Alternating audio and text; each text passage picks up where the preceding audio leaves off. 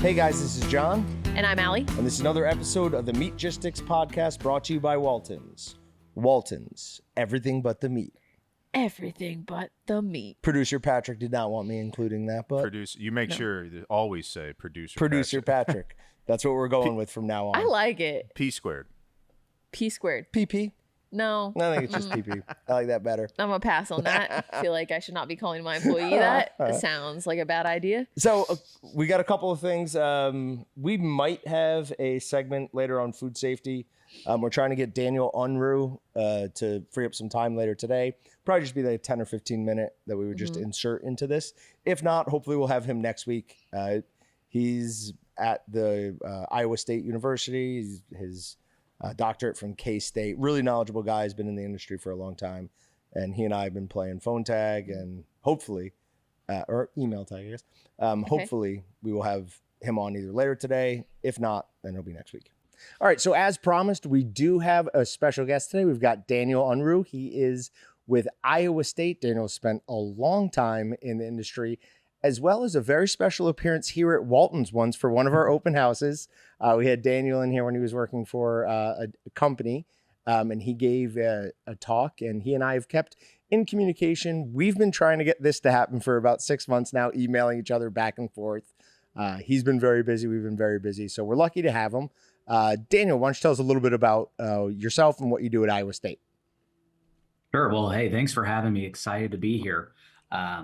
Yeah, I'm an assistant professor at Iowa State University. I'm in our Department of Animal Science, where I work in the meat science group, and I'm a microbiologist by training. So all of our work, whether that's research focused from grants or with companies or whatever it may be, is focused on the safety of meat products. And I've been in that role for, it'll be 2 years this fall. So really excited to be coming up on that anniversary. And as you mentioned, I was in the industry for 5 years working for Corbion, a food ingredient company, in their antimicrobial and shelf life extension space, and had a great time there in the Kansas City area. And prior to that was when I was in school. So I have an undergraduate and a doctorate from K-State, and in the middle, master's from Nebraska. So yeah, it's kind of been my world now, going on 15 years or so. So hitting Nebraska, K-State, and now Iowa State. The only one you're missing is Wisconsin, and then you would have had all the big boys. One of the best short courses I ever took was at Iowa State, and it was dried and semi-dried salami. And what is I can't believe I can't remember his name. Who's the head of the food sciences? Hauser? Yes, Dr. Hauser. Yeah. Told me a stat that just absolutely blew my mind, and I bring it up all the time. And it's that under certain conditions, a single bacteria can become over 7 million over 1 million in just over 7 hours. And I've done the math on that time and time again just to show it. And man, that is freaky stuff. Yeah, given the right conditions, bacteria are very efficient at growing. And, that helps us uncover a lot of interesting things about them when you think about how many generations that is in terms of different traits they may develop for things like survival or persistence in an environment like a food production environment. So when you have that doubling time, that can be really helpful from a research standpoint. But when they're in a favorable environment where the conditions are right for them to grow, you can see why it's so easy for there to be these foodborne illness outbreaks, right? And why we can see pathogens growing in food products. And that includes meat products, right? Because all of those conditions that make meat delicious and great and enjoyable are also really hospitable to microorganisms.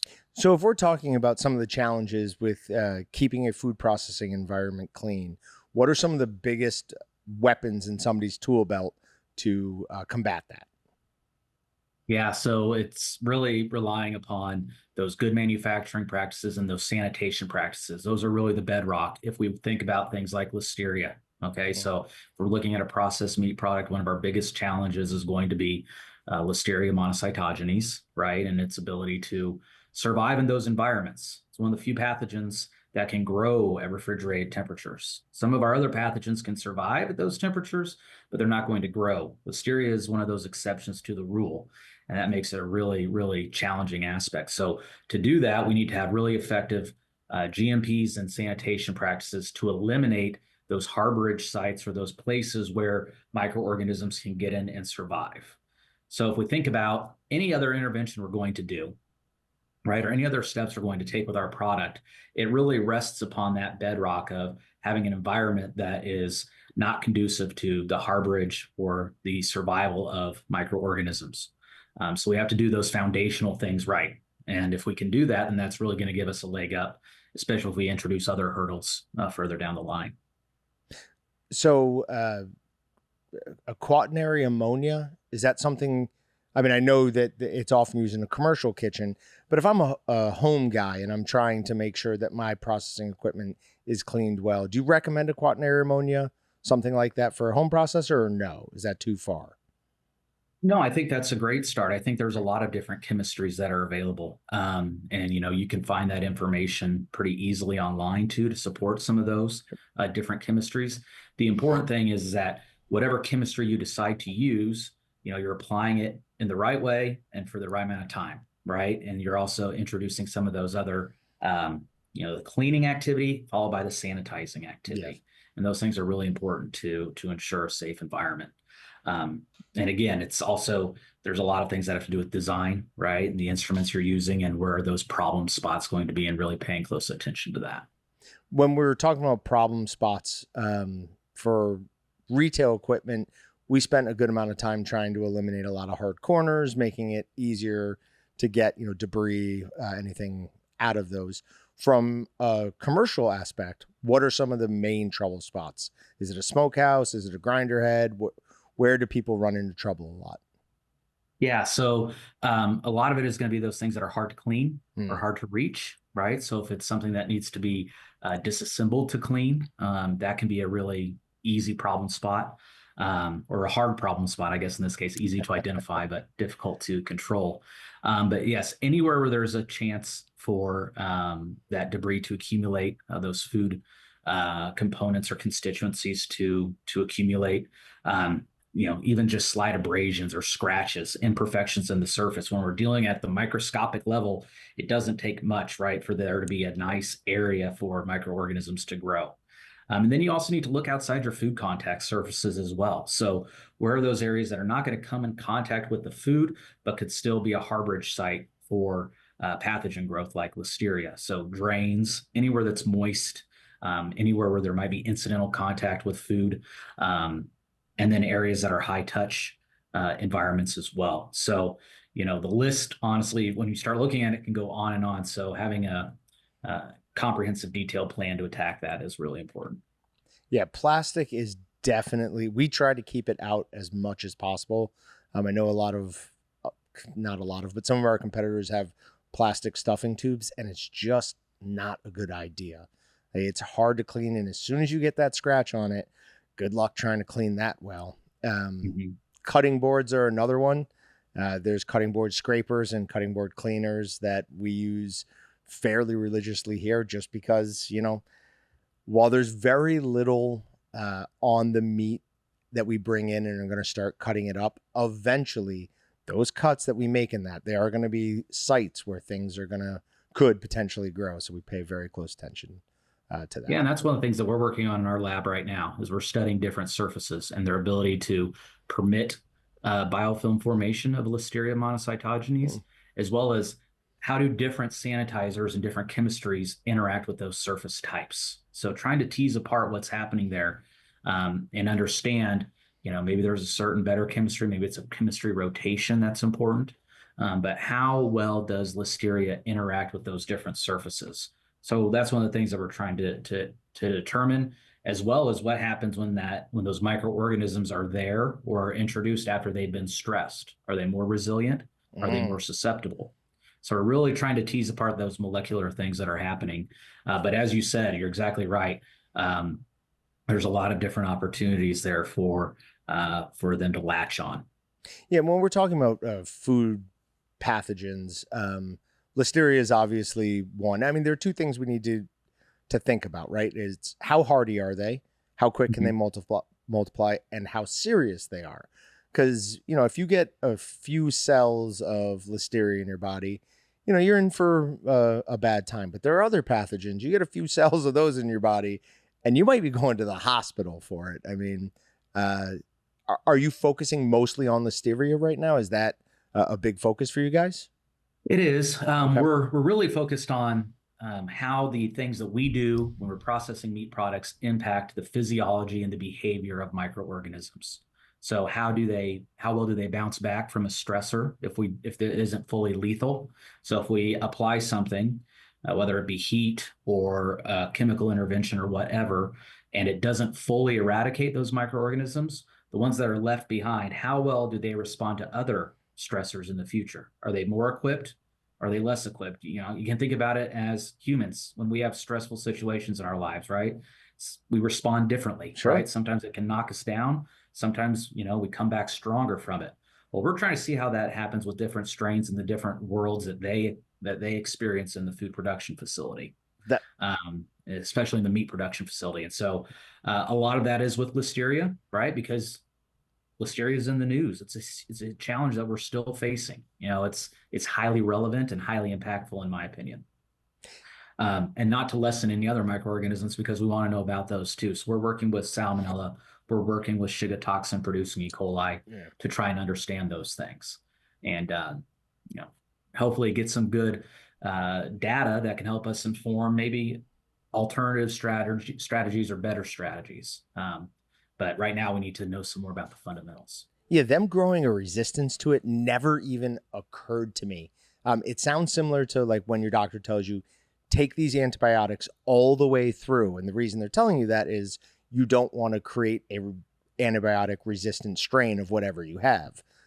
It never occurred to me to think about like, as we're cleaning something or sanitizing it, like if we knock it down, but we don't kill it, is it going to become resistant to that method of mitigation in the future? That is fascinating. And to be honest, a little bit scary. Yeah. And, it may not be a full-on resistance, right? We don't see a lot of that with more chemical sanitizers, but we do see tolerances. And so if there's an ability to tolerate that, those resistance may not be passed on to the next generation of microorganisms per se, but if there's a higher level of tolerance, that might require some different approaches. Yeah. I think we just wrote the beginning of a zombie apocalypse movie right there. Hopefully not. That's Hopefully how it not. starts. That's how it all starts. So tell us what's going on. Like you're at Iowa State now. You've been there for 2 years. Obviously, you've explained to a good amount what you've been studying. Are there any cool new pieces of equipment or interesting things that you have been working with that you think people would be interested in hearing? Yeah. So one of the great things about our lab, and it's not necessarily new, but one of the things that as I came in, I was able to utilize a space that's really efficacious when we want to do these studies and process meat products and use the actual pathogen. So we have a processing room that's refrigerated that has grinders and stuffers and choppers and all of those things, as well as full-scale ovens. So we can take the whole process from beginning to end, and we're in a controlled biosafety level 2 environment, so we can work with the real pathogens. And we can apply interventions and see how things work at a little bit larger scale than the benchtop. Obviously, it's not as big as a full production plant, but we have that ability to do it with the actual bugs instead of utilizing surrogates. And so that's really exciting because we're able to see sort of the disposition of microorganisms, where they go, how different steps in the process can perhaps impact or reduce or increase populations. And then we can mimic smokehouse cycles, and we can do those time temperature combinations and really get into the nitty gritty of the population changes and dynamics there. So that's really exciting. It's a great space. It's a unique space that we have. And so, that there's a lot of projects that could come out of that. And then we're also really upping our, what I like to call sort of our phenotypic and genotypic analyses. So utilizing instrumentation already on campus, as well as some new things that we brought in, again, to say, okay, we've taken a microorganism, we've stressed it.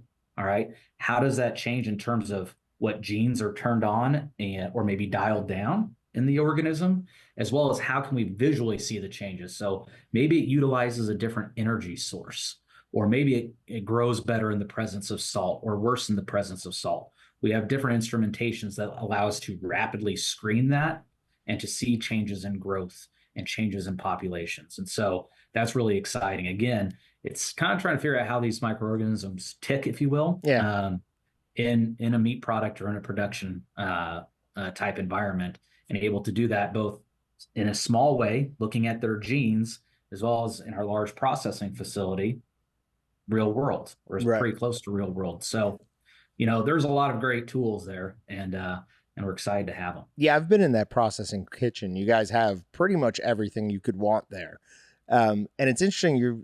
They don't have a mind, but you're almost trying to get inside the mind of some of those microorganisms, see how that they're reacting to things, how they're evolving to things. That's a very unique job you found yourself there. And I'm glad somebody's doing it. That is important work. I'm sure your notebooks are incredibly confusing to look at. Well, it's a lot of fun, right? It's a process that you take 2 steps forward and 1 step back. It can be frustrating at times, but it also can be really rewarding. It's really fun to work with graduate students that are passionate and excited about the field that we're in. And then I also have a teaching appointment at the university. So working with students that maybe are a freshman or a sophomore and aren't sure where they want to go or what they want to do. And I can say, there's this whole world in the meat industry where you can think creatively and try and solve these problems that are important for not only the economy and these companies, but also public health and the well-being of the consumer. And so that's a lot of fun too, is to see those light bulb moments. Yeah. And that's one of the things I've really enjoyed about being at Iowa State. I appreciate your time, and I know we're coming to the end, but I have one more thing I want to ask, and I have no idea if you had any experience with this when you were at K-State, but I've heard rumors that there is a room in K-State where basically the floor opens up and it is a vat of acid, and they lower animal carcasses into it that have been affected with mad cow disease. Have you ever seen this? Have you ever worked with it? I have not seen it nor worked with it. I know that there's a lot of really great lab space at K-State where they can do some of those, animal level work there. Yeah. And I wouldn't be surprised if there's some technology, right? Because you have to do something with it, right? And those types of practices are really important. And I know that the folks that at K-State are really good at that. And the same goes for, all of our universities doing that type of research. There's a lot of dedicated individuals that know how to take care of things, especially when you're done using them. And so that's important too. We can't lose sight of that. Yeah, we had a few K-State guys on to talk about alpha-gal, the tick-borne, and I asked them as well. I'm gonna find somebody who's seen that room, because just the fact that there's basically a Bond villain's tool at K-State, and I've got to get at least somebody who's seen it to talk to me about it. Yeah, well, I'll be listening to see if see what you find out. But yeah, no, it is. You look at all the different types of research that's going on. It's all really exciting, and so continuing to advocate for it and support it's really important. Awesome. I appreciate it, Daniel. I'll be in touch. I'll let you know when this comes out. Hey, thank you. My folks are in Wichita. Well, they're in Andover, so I'm in Wichita a lot. I want to come see the new place sometime too. Absolutely. We built a great processing center for commercial stuff. So next time you're in town, just let me know. All right. Thanks. I appreciate it. Have a good afternoon. You too, buddy. Sweet. All right, so we've been talking about this, and I can't even remember why we decided we needed to get a rotisserie chicken.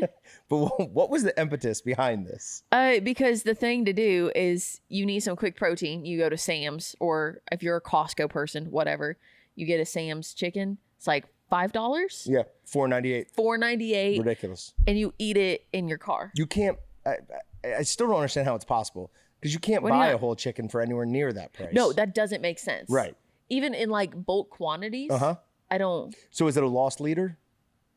Maybe. I mean, it's got to be just something to get people in the. It's just a kind way to feed the world. No, I don't think that has anything to do with it. I don't think kindness enters into mega corporations. Either that, or we getting massively upcharged on whole chickens. Right. We are getting close. Okay, we're in July right now. Yeah. I got 2 more months until whole chicken season. My Dutch oven has not been used for 3 months at least. So you like cooking a whole chicken at a certain time of the year? In the fall, because it's going to make the whole house hot. my whole house Yeah, will get no, hot. that's fair. So it just feels like it's like a fall and winter thing. It's not a summer thing. A candle can make a room hot. Like it absolutely can happen. Really? Oh yeah. Okay. So So- an oven at 400 Oh, degrees Jeez, yeah. for the first. And you have a good however sized apartment, but it's still an Yeah, apartment. but it's still like one room. Uh-huh. It's Yep. not Yep. hallways. Yep. Yeah. Yep. So everything gets. All right, so rough. let's dig into this, Okay, we got a whole rotisserie chicken in front of us. which is what do you eat first? ridiculous. I'll probably take one of those leg bones or Right legs choice, and right eat choice. it first. Then I'll go for breast. I won't really touch the wing too much. It's I just like but the And look it's at gone. that fall apart. That's amazing. I guess I am going to eat this first. Are It's the the exact legs opposite like of what I said. stuck together? Mm. Wow, this, Oh You know my what we God, could that's really so use good. right now? this is pulling apart. Some paper towels, Super easy. because my I don't hands know are what you're gonna talking get. about. So, yeah, I mean, look at that. I don't. Okay, it fell apart too much, and now there's like what is this? The leg and the thigh, Thigh. are stuck together. Yep. Oh my gosh, my fingers are gonna be disgusting. Your fingies? Mm-hmm. Yeah, so you got to rip out the bone like That's that. a good chicken. Oh, it's delicious. This is why if you need quick protein, forget protein bars, forget protein shakes. Get you a chicken. I like your chunk of cheese. Parmesan I cheese think better. that's the best The Parmesan's pretty great. protein. Patrick, would you like any of this? I'll We're just just- get. I'll be like a dog and get the remnants when you guys are Sounds done. good. I'll just. That- I'll pick at it. That 100% will work I for really us. think we made a massive mistake here, though, because now I got chicken juice all over my hands. I don't care. This is 100% worth it. Oh my God, that's good. So this is a Sam's rotisserie chicken for $5. Uh-huh. And I would love to have this for dinner. Okay, so these suckers are crazy juicy. What do you think they're doing to it? Slow cooking it like crazy. Nah, they're injecting the crap out of it or marinating something. Like it. I don't know that it's... So my question against that would be cost, Okay. right? Like injecting... This isn't like a ham where you can put it through a auto injector Uh-huh. and the needles just go... This would have to Yeah. be something where they're injecting it individually. They would have to have a Okay. person doing that. So I mean, don't- color-wise, it doesn't look super pink, but it tastes like... It tastes almost more like a cured turkey would. Is Really? that, you think... No, Hmm. am I wrong on that? No, I think cured turkey tastes almost exactly like ham. Okay. And this tastes just like chicken. to me. Okay. It just tastes like delicious chicken. Oh, So then the outside crust on it, how do we get that like perfectly done crispy? high heat at the end. Okay, so how long do you think they're taking to roast this? Because also Sam's opens at what time? You can go in at 9 a.m., 9 a.m. and you got there 9:05. 9:05. So they've been cooking these suckers I imagine these were cooked the day before. and just warmed up. Yeah. Okay. I mean, I can't imagine that they have some coming in at 4 o'clock in the morning just for rotisserie chickens. Maybe. Maybe. If not, either way, that is phenomenal. And the deal, the fact that it's less than $5. What? Did you try said, and whisper gosh, something to me? no. Oh, I just thought you tried to whisper No. something to me. No, it's just it's so good and I can't get my head wrapped around the $5 thing. Yeah. And I'm like, why am I not doing this for a meal prep every Right. week? When were these chickens killed? That's a good question. Yeah, Great like question. from. And how? Let's see. Mm. What's the method nowadays? Head. Yeah, You- still beheading. I Use believe. your hand. Yep. Chop it Karate down chop with them. the edge of my hand. I was thinking like you'd do with a pheasant if you don't kill it on the first shot and it's just wounded. Well, they're not shooting these. No, but You think they're just You wringing their think necks? it's fire? I don't No, know. That I would would be bet it's got to horrible. be some sort of like Fi- it's firing squad, right? a mass production. So I would bet it's some similar to what a lot of places are doing with pigs now. It's probably a chamber where they inject a inert gas that they can't actually breathe and they just Ah. expire. I'm imagining. I don't actually know that. Really? The That's boy, a thing? Yeah. Yeah, they've changed a lot of hog slaughter to. the boy with to the stripe. that. The boy with the striped pajamas. Is that a Holocaust book? Yeah. Oh, Yeah, good one. he gets Very in the, much. he gets in the wrong chamber at the wrong time. Oh no. Spoiler. Did you And not- is he safe or no? No. I don't no. think so. The way they were reacting. Well, you in said that- the wrong chamber. I didn't know. Like, Do you need Yeah, feedback? I there's will. not. There's not a correct one. yeah. But, Okay. All right. Well, I feel like this added like a natural lip gloss. yeah. Let's also steer away from So back to Holocaust and chicken. back to- Uh-huh. I haven't said the word. You've said it twice. Yeah. So Good point. no, but yeah, they're doing that with hogs now, and I would bet it's something like that because the time to slaughter an individual broiler chicken and then sell them where you can make a profit, and then Imagine an executioner running around trying to corral the chicken. That's what I'm imagining. no, I'm thinking Take more of forever. like This hood's getting in the way. I can't see. I'm thinking of like the feather process. Do they have those like big machines where you just put the chicken in and it just like washes feathers off? yeah, I think that's Plucks them? part of that is like a quick scald. Like I think there's a heat factor to that as well, and then there are these rubber fingers that come through and just like almost like kind of looks like a washing machine, and it just pulls all the feathers off. I kind of Sure. wonder if you were to raise your own It's chickens, amazing. what's the cost to raise a chicken and slaughter it yourself versus just going to Sam's and buying a pre-made, pre-cooked chicken, It's going to be way more expensive to raise your own. right? Way more. Because feed in itself would have to cost. Tell that to all the young wives everywhere that want chickens. Please listen Everybody up. wants chicken. Oh my god. Well, hold on. I want my own farm People- fresh eggs. I'm like, well, I don't. People want that I for a want my different. neighbor's farm fresh eggs. There you go. People want that for a different reason than cost. That's To not know what's in their cost. food. It's Yeah. It's like true organic. Now, do you know who Thomas Massey is? Uh-uh. He's a senator, and he invented this thing. I'm gonna forget the name of it. Basically, it is a solar powered chicken coop Okay. that moves every like day. It'll move to one new section, and so the chickens eat the bugs and whatever and crap there, so they fertilize that and they move on, and it's like a self-sustainable because it's solar powered. And he does a thing where he puts a board down for like a day before where it's gonna move to, and then right before it's moving he picks it up, and there are all the bugs underneath there. And chickens love bugs. Like that's one of the huge things they'll eat in the wild. Also mice. Chickens eat mice? Chickens will eat mice. Yeah. Okay. The they're whole dinosaurs. argument of keeping snakes alive because they kill Just mice. have more chickens. Just have more chickens. Well, I'm not I'll take chickens against over that. snakes any day. And then 100% snakes try to eat willing, the like- chickens. Ugh. Snakes, mosquitoes, both of those could go away, and I don't think anyone's caring, except for the people who love snakes, which I was about to call them weirdos, but I hate snakes. I will call them weirdos.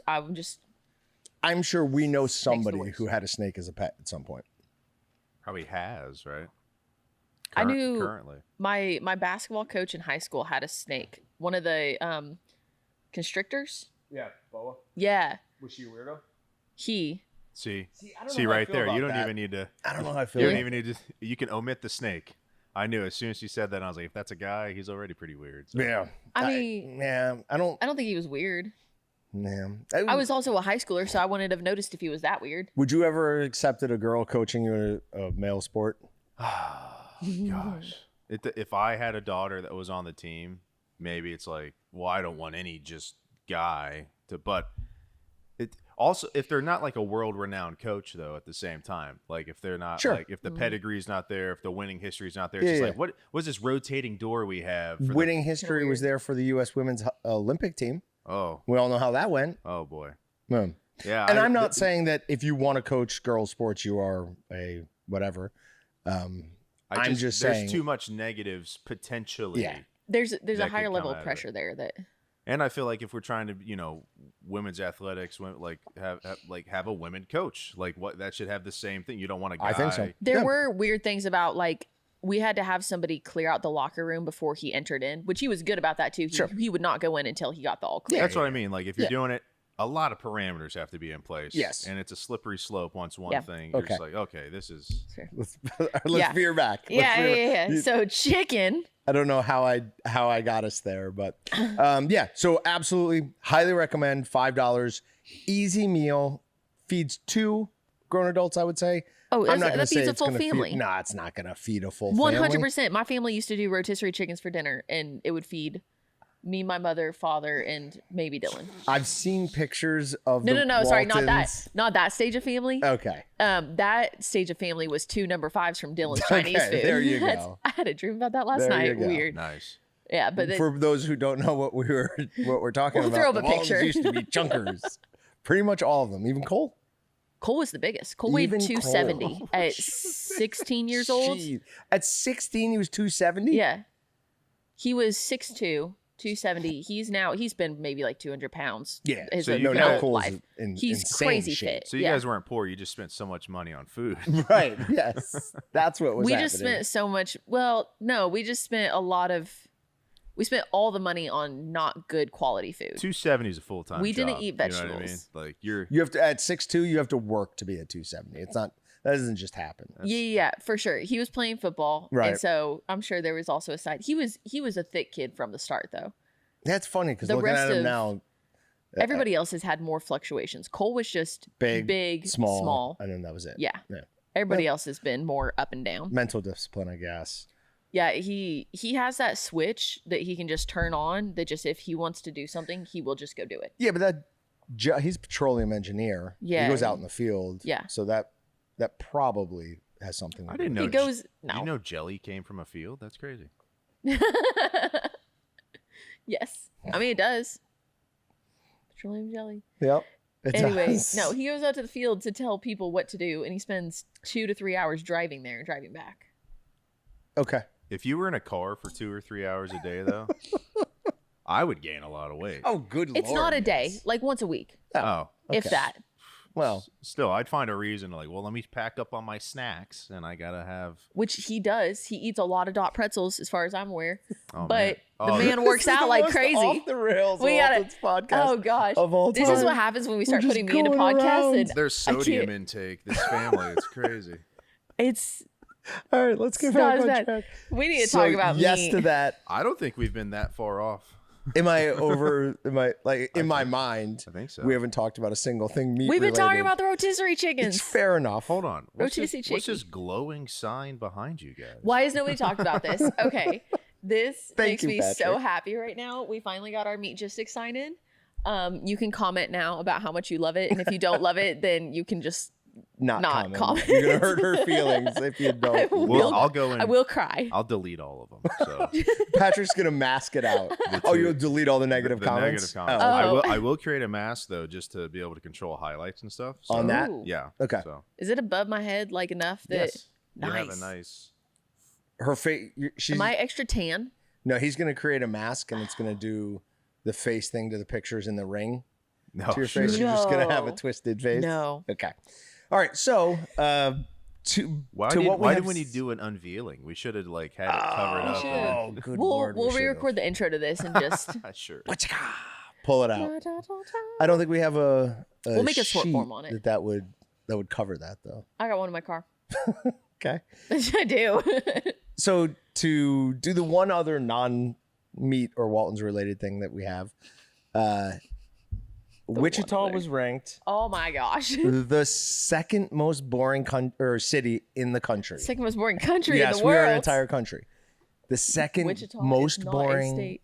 Yeah, but I also City. saw like hyperlinked below that was like how Hayesville and Hutchinson were two of the smartest cities. So And we know What that's was that yeah, probably not ranking? true. exactly. So these Oh my rankings are gosh. kind of. But yeah, no, bogus. it has to do with like outdoor activities, number of Mhm. James Beard Award. I don't. not- What does that mean? James Beard Award? Oh, it's a restaurant thing. It's a chef thing. It's a big. Oh, okay. So yeah, like it's a a big- Michelin star would be Uh-huh. the same. You know, Jed Conklin. vein. Yes. So he's working with chefs. Uh-huh. A lot of them were James Beard finalists or Okay. winners. You said James Beard, and all I could think of was Blackbeard, and I can't get that Nope. visualization Nope. out of my head. So like number of restaurants that have Okay. that award winner, outdoor activities, and I think it's like number of nightclubs or something like that. And Ooh. that's fair. Like Wichita does not have a lot of outdoor activities. No. We don't unfortunately have great restaurants, right? Yeah, like they're just. Chester's. We don't have is- a lot of fancy Is restaurants. Success still a thing? Don't know Is what that that out- is. It's out by the I'm zoo. still like new to this. Okay, so Success was a good restaurant, but I feel like it was closed. You know that building that was always by the zoo that changed what it was like a million times? Okay. Yes. Yeah. yeah. Yeah. So There's a that- steakhouse now. Okay, so it is Success. still. 7. There was I like don't- 7. steak Seven house. something. Seven Success? Something S. So it Yeah. might Okay, just so be- that one was really good. And then obviously, I'm a huge fan of George's French Yeah. Bistro. I need to but go to nice restaurants around here. I have that's not been to phenomenal food there. anything. I would rather with Wichita food. I would rather get like something to go and go do something else. But what? There's nothing to do. Find an outdoor park to just sit. There's not even outdoor parks. What am I saying?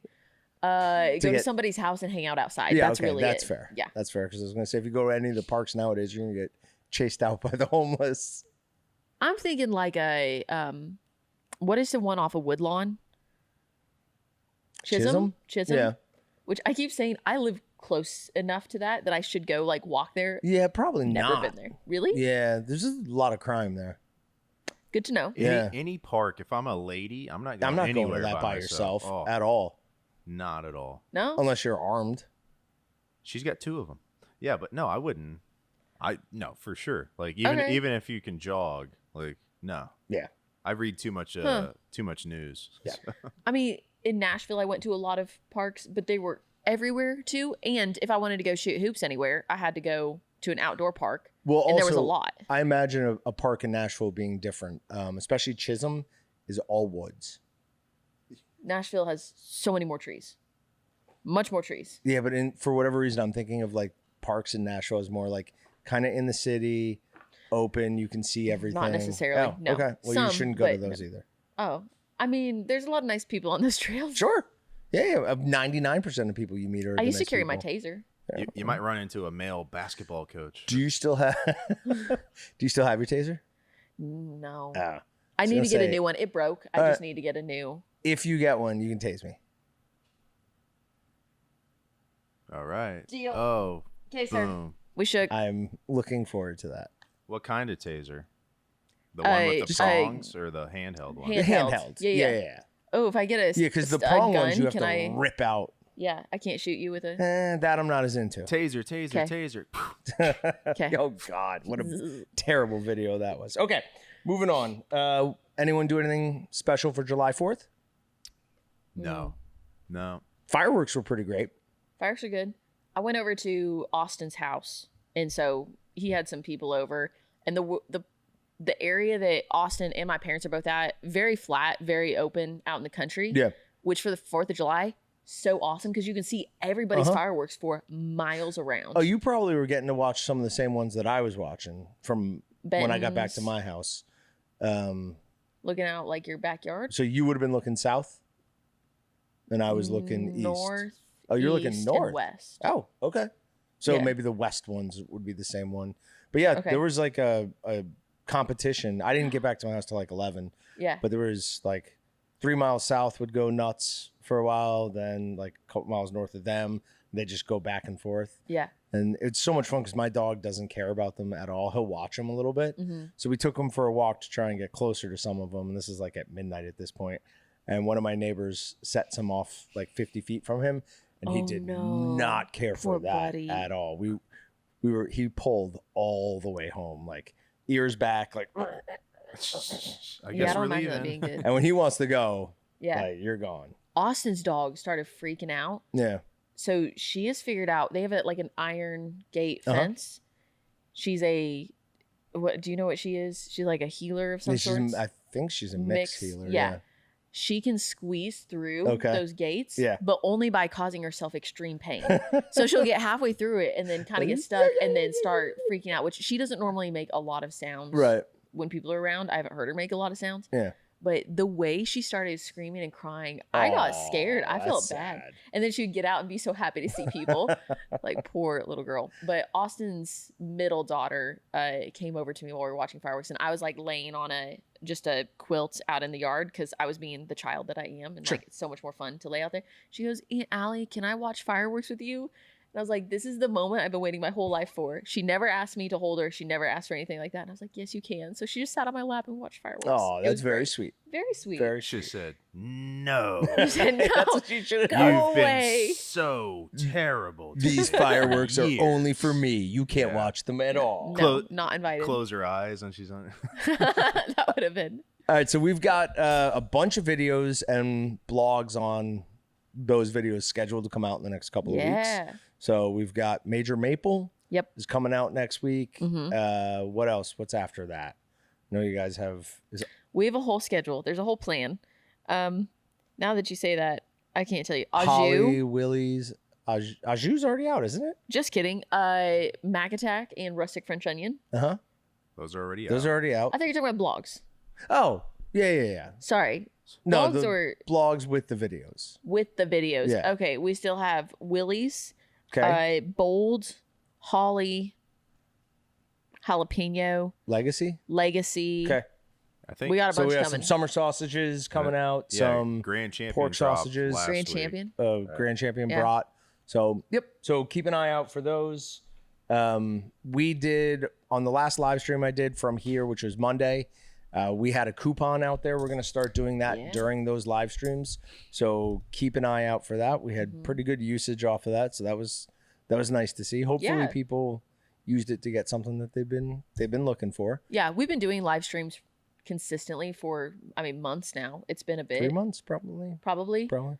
So come jump on those, hang out with us, and yeah, we plan to do some more little fun things like sales and Maybe some free shipping coupons. hopefully And they would- that's in the future. Just be for a specific time. So you have to Yeah. make sure that you click that little notification bell so you get notified when we go live. Yeah, 'Cause and that you just will get to hang out with John and occasionally me making delicious food. Yeah, and we drink some beers It's a and pretty good time. have a good time, and I Yeah. answer as many chats as I can. So, Mm-hmm. yep, it's every Thursday I do one, and then every other Monday I do one. Yep. And if there's anything that you ever want to see us do, please just shoot us a DM, comment on something, let us know, because we're up for whatever. Yeah, I was thinking about this. Maybe we could do it where it's like equipment specific. Like if somebody wants to see, just for an example, the number 8 kitchen grinder, Yeah. like in use and what it's actually like to use it. We could do that. Yeah. Like I can make something based on that. So I'm down for that. that's definitely something that sounds interesting to me. Yeah, I'm Cool. in.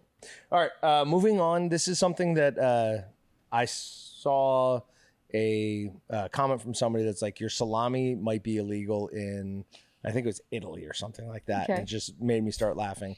So I just started looking up weird food-based laws, mostly in the Yeah. U.S., though there are a couple non-U.S. ones in here. My favorite, and why it's first, is in Gainesville, Georgia. It's technically illegal to eat fried chicken with anything but your hands.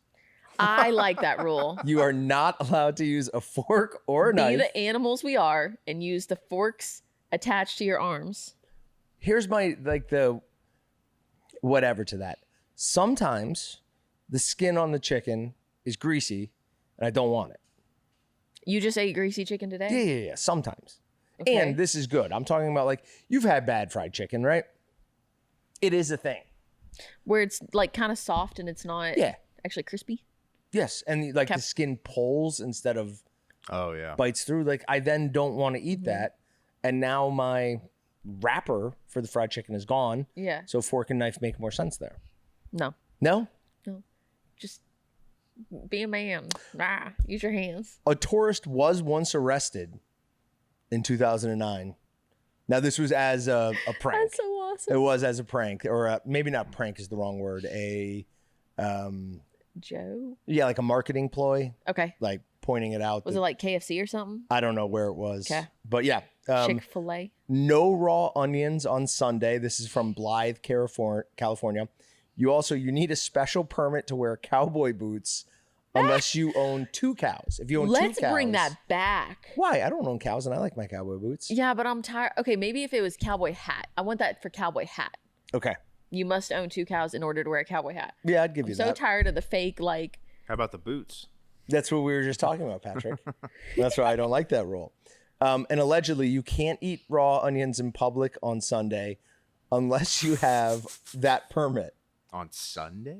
Just on Sunday. Why? Just on Sunday. keeping the breath. There's a bad breath reason away. for all of these weird ones. It's just impossible to find, except for this one. No ice cream cones in your back pocket in Alabama or Georgia. Can anyone guess what that one might be about? In the back pocket in Alabama, it'll melt, Nope. and you'll sit down, and Nope. It was because horse thieves were using them. They'd put them in their back pocket to lure. and then ride through town to lure other horses to come follow them. That's 'Cause wild. Apparently, horses love ice cream. But if you're I mean, who if you're doesn't? on a horse and you have just ice cream in your back pocket, Uh huh. that's gonna another horse can see that, I guess, and and smell it that? and follow you. That's ridiculous. So that's the impetus so behind front that one. pocket's fine. How does Yeah, it? no problems. How does it fit into your Back pocket though? right? Yeah. While you're I sitting. think maybe we're talking ice cream sandwich there more than anything else. There's ice cream sandwiches in the freezer still. Not sandwiches, the little dishes, right? Or they're sandwiches now too. Oh, the cups. There's I both. think I think they're sandwiches. All right. Yeah, in the walk-in freezer. It's like John's eating ice cream We need to today. steal You those guys before those get. gasp like you've seen a ghost for ice cream every time. Well, I haven't had an ice cream sandwich in I don't know how long. And as soon as I said ice cream sandwich, a powerful hunger came over me. Oh yeah, you missed when Eat we more had. chicken. Yeah, I wasn't here for that. Yeah, I was about to say. I was like, we just had ice cream. Yeah. sandwiches. Oh. Chicken hypnotizing is banned. A law in Arkansas supposedly prohibits hypnotizing a Bruh. frog or a chicken in a public setting.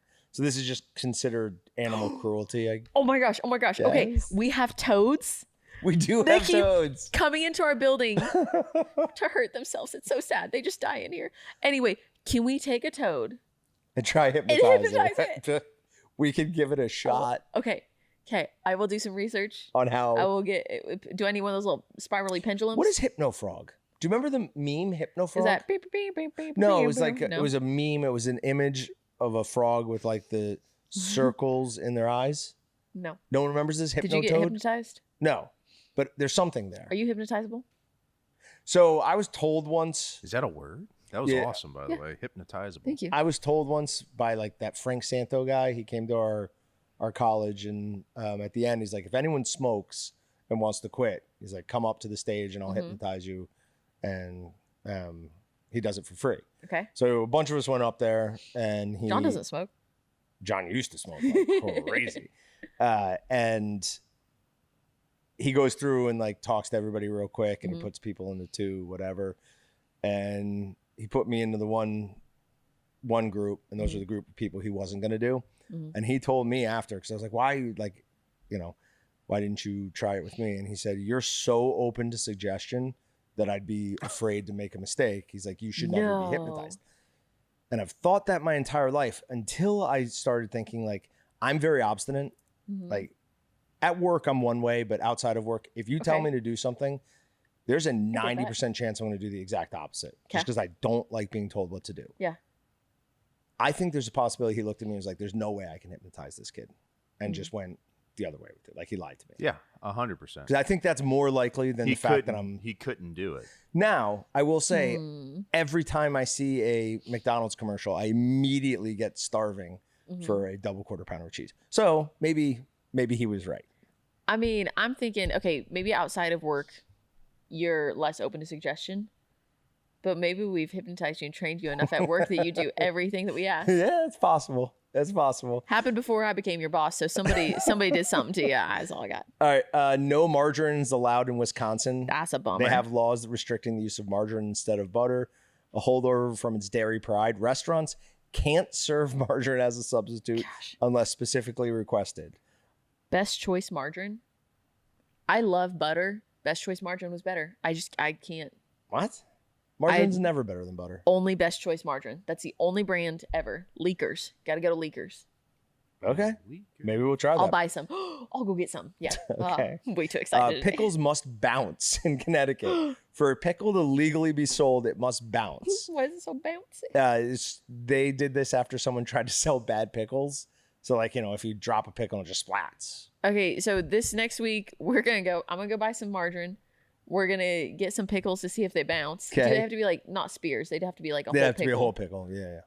Okay, but I kind of respect that. We had gone to an event a while back, a little bingo night, and at it, me and one of my friends went over to the bar get some food. Yeah. And all they had left were pickles. Like just straight pickle, not Just fried pickles. Like just a full size pickle. Okay. So I bought a pickle because I wanted food, and it was soft inside. Yeah, not It was good. bad. Yeah, It was real bad. that is not a good. But at that point, taste. I had to finish it. Yeah. Yeah. So, like, I guarantee that pickle did not bounce. Surely it's splattered. Yeah. Okay. Beer and pretzel combo is a crime in North Dakota. Bars in North wrong. Dakota technically can't serve beer and pretzels at the same time. Who knows why? That makes no sense. Wild boar must. So that now we're going just a little bit international, and we won't spend any time on this. But wild boar must be tested for radiation in Germany and Austria, oh. obviously because of Chernobyl. Yeah. Interesting that If you believe in that. Ukraine, the country where Chernobyl is not on this list. So wild boar at interesting. Chernobyl in Ukraine is fine. Germany and Austria, you better test that thing. Huh. Italy, so it's not uncommon in parts 30 of years later, still radioactive. 30. It's way longer than 30. 30 plus years. You said 30 plus years. Yeah. Oh, yeah, that would be more than 30. It's way longer than 30. Yeah. Yeah, I don't know. Like, we were taught when we were kids, like, the radiation from nuclear fallout lasts forever. Yeah. It's a crazy thing to There's think about. already, It like, blows my mind. River Monsters did a whole episode where they went and talked about catching, like, regular fish in the cooling ponds. Mm-hmm. So I don't know that I buy that nuclear fallout's as bad as they say. Make sure you're talking right into the mic. Okay. But in Italy, it's not uncommon in parts of Naples, Sicily, or Calabria to find butcher shops that appear legitimate, but are used by the mob for money laundering and for sale of stolen livestock. Oh my gosh. Food is a major part of what makes the mob powerful in Really? in Italy. Huh. Yeah, they have a lot of fingers in like all of like the olive oil industry. No, not for a the while it olive was oil. like mostly controlled by the mob. But I love Parmesan olive oil. exports. So My Parmesan bars. yes, No. you're supporting, I'm supporting the mob. organized crime, Is it true that all Parmesan, like true Parmesan, comes from Italy? like a champagne type thing. Yeah. I don't know, like if it has to be from the Parma region, Okay. maybe. Okay. I need to look into that because every time that I have looked at Parmesan in the recent past, which I don't really actually eat Parmesan that often Sure. anymore, it always says product from Italy. Yeah, So I didn't know if that it might was. be. It might Yeah. be. I love Parmesan cheese. It's good. All It's good stuff. right. First of all, raccoon meat can only not be sold in California, from what I can find out. In every other state, you can buy Okay. raccoon meat. Feels weird. Does feel weird. Also feels like something you can just get on the side of the road, and I don't like that. Yeah, well, people eat deer that are on the side of the road all the time. You can get That a they've license. hit? Yeah, you can get a license in What? a lot of states to go collect roadkill. I thought that spoils the meat. Does it not? No, why would it? I don't know. That's something I was told. It was like you don't want to eat roadkill because it's Oh, stressed. yeah, if it's or- been out there for a while. No, but even like in- immediate. Like if you hit it. Yeah, right? yeah. Yeah, if you hit it, there's like Wyoming, Minnesota, I know, or two. Okay. Probably like the whole up. Like if you can have a license where if you hit something with your car, you can throw it in your truck and take it. Because I mean, it's just going to spoil on the side of the road. Yeah, and for then sure. the county's going to have to come and get it. So wouldn't it be like, okay, so if we're butchering cattle, Mhm. you want it to die in the most humane way, in the most calm way. You don't want it to be stressed. Sure. So if I eat a deer that I hit, would it not taste bad? Would it not be super stressed meat? I mean, it would totally depend on how quickly the deer expired. That's fair. Yeah. That's fair. And honestly, with wild game, I think a larger part of it than how it's killed is going to be butchering practices and its diet. Ooh, that's a good point. Yeah, So city deer, better or worse than country deer? worse. They're eating Let's say they're eating garbage. and yeah. Okay, unless you happen to find the one that was being fed by somebody. Do you know deer eat other animals sometimes? No. Who said that? I told you this probably. Were we just talking about this the other day? I don't think so. We were just talking about chickens eating it? mice. No, somebody was telling me that bears, you don't want to eat bear because they eat dead things. Yeah, I don't know. carrion eaters, but bears are omnivore, like true omnivores. I know. I was They like, will I want to eat a bear because aren't they eating berries? everything. Because somebody was talking about eating a berry bear. I was Oh, like, yeah, that that was sounds probably amazing. up at BHA. At BHA, Yeah, yeah. Yeah, there's always this thing about black bears, if they've been eating over a blueberry Mhm. field, Mhm. they'll be so, like their fat will actually turn purple. That's cool. Yeah. Huh. But who know? I have no idea if that's actually true or not. Okay. It's just something people say. Sorry, I didn't mean to get off No, the no, deer no. It's all thing. good. It's all good. That's a good side. Thank you. Good. thing. These are the tangents that I take us on. Just kidding. I took us on a lot of other bad tangents. All right. Meat matters. We're moving on to that. Beef prices in the U.S. are searingly high. Yeah. That's good wordplay right there. Okay. So before we get into this, I'll say that because these prices are going high, this is another pro for buy a whole cow at once or a quarter cow. I'm still not ready to talk about it. Oh, I didn't even think I'm about still that. not I'm ready to sorry. talk about Jon it. is still mourning his loss of thousands of dollars of. Flip brought it up the other Meat. day too, in that he had bought another quarter. And it hurts me. I'm about ready to buy another one. So if you're ready to split, No, not until no, Okay. not now. All right, so soaring U.S. beef prices are hitting customers in the wallet and raising costs for restaurants. Anybody should be able to afford a hamburger, says Andrew Schneiper, managing partner of Hamburger America in New York City. It's never been an expensive item historically. Yet restaurants may be forced to raise their price of its burgers, which start at $7.50. We're very focused on trying to charge the least amount we feel comfortable doing. But prices going up, we're going to have to raise prices. The cost of beef reached $5.98 per pound in May, according to the Federal Reserve data, the highest since the Department of Labor started tracking beef prices in the 80s. That rise hasn't come overnight. Ground beef costs have increased 45% over the last 10 years, compared with roughly 30% for the cost of all consumer goods. So it is half again as high as everything else. Absolutely insane. Overall food prices have eased since surging during the pandemic, although they're still up nearly 17% since 2022. How has it eased if they're still up 17% since 2022? so it's not increasing as quickly. Sure, the rate of climbing has gone down, but it's still insanely high.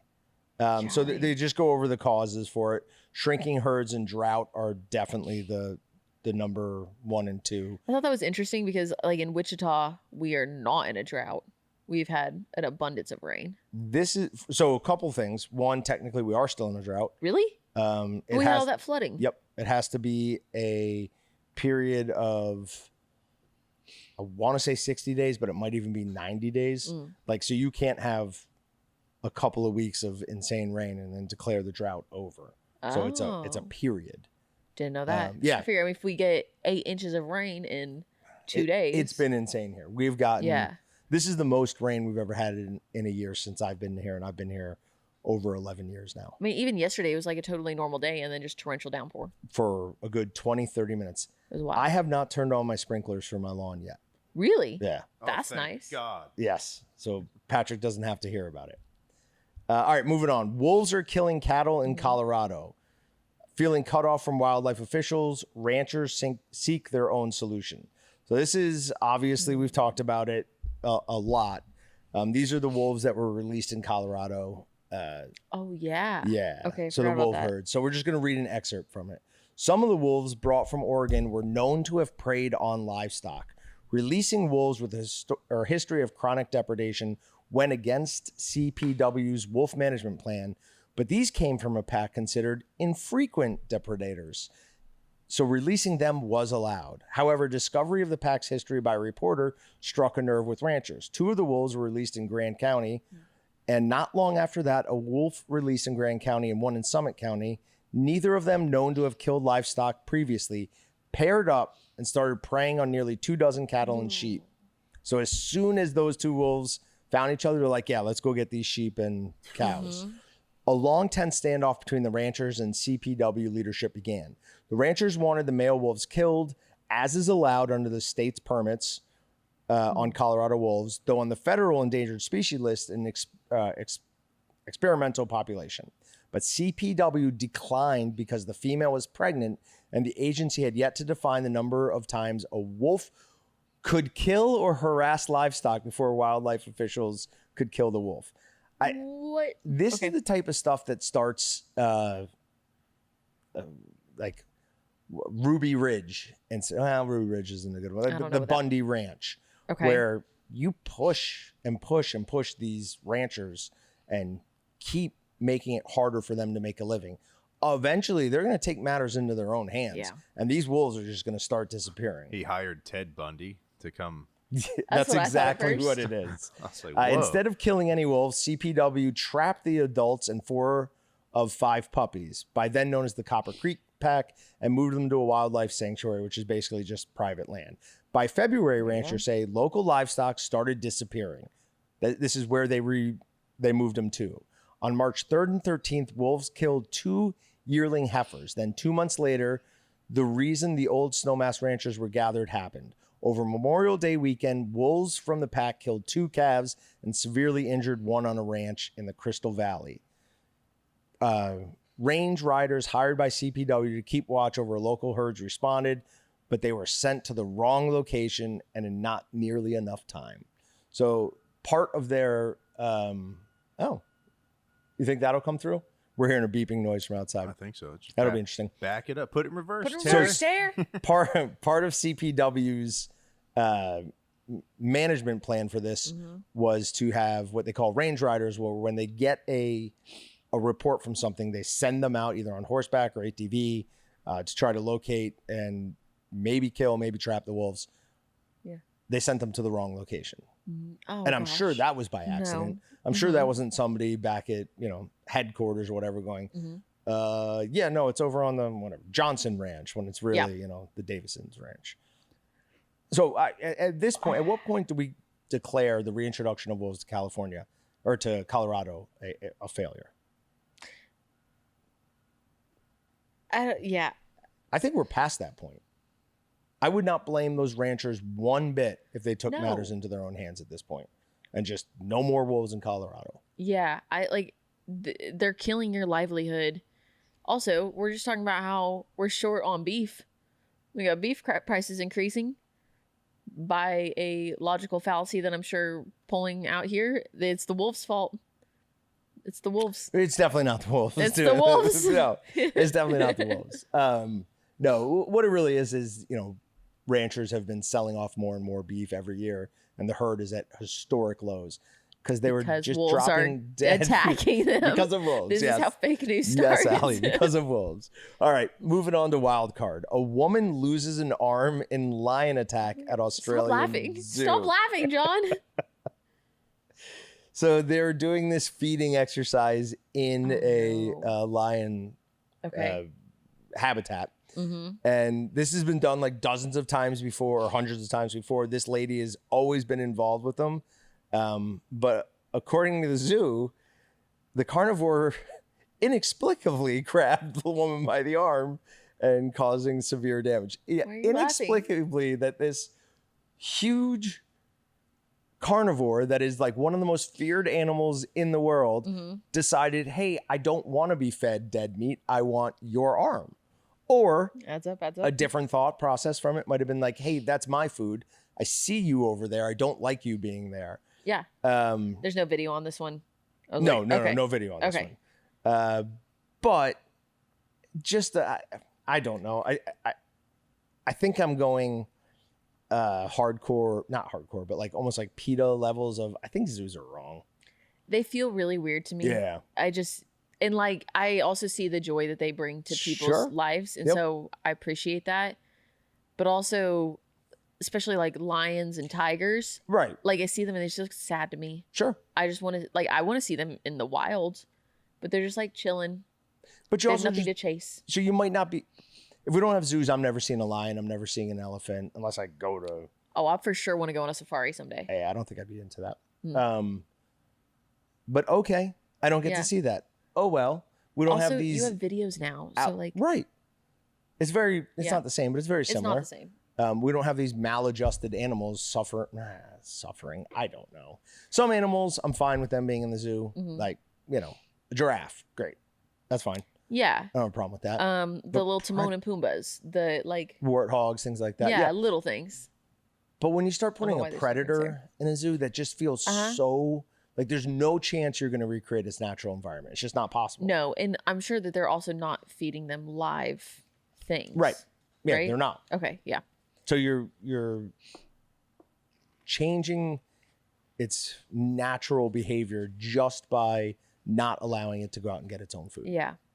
But it it makes me a little bit sad too. So, but I do love a petting zoo. But a petting zoo is just a farm. That's true.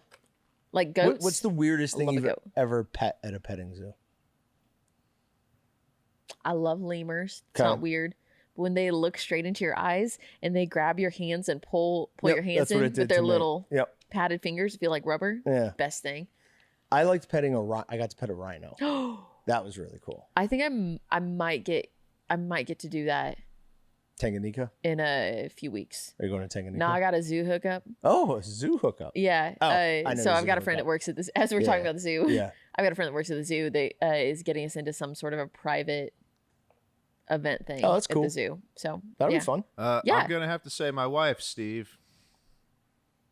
It's a Family Feud joke. I don't get it. I don't know that one. No, Okay. people usually say inappropriate things to very honest questions. So My favorite one of that is when they ask which of the 7 dwarves describes your wife in bed, and both the guys are like, Just nope. no. There's an obvious, easy answer there. Happy was Happy. one of the 7 dwarves. But Yeah. Doc. I don't know how that went. I still don't understand why it's like all the 7 doors are like sneezy, dopey, and then you just get like Doc. I don't think any of it was designed to make sense. That's a good point. That's a good point. All right. If you look at the picture I have there, do you notice anything in the lower left-hand corner? The shark fin. That is a great white I shark. didn't even see it. I just automatically guessed She shark. didn't see it at first either. Oh no. And then noticed that there was a See- large great white shark right out there with her while she's on the paddleboard.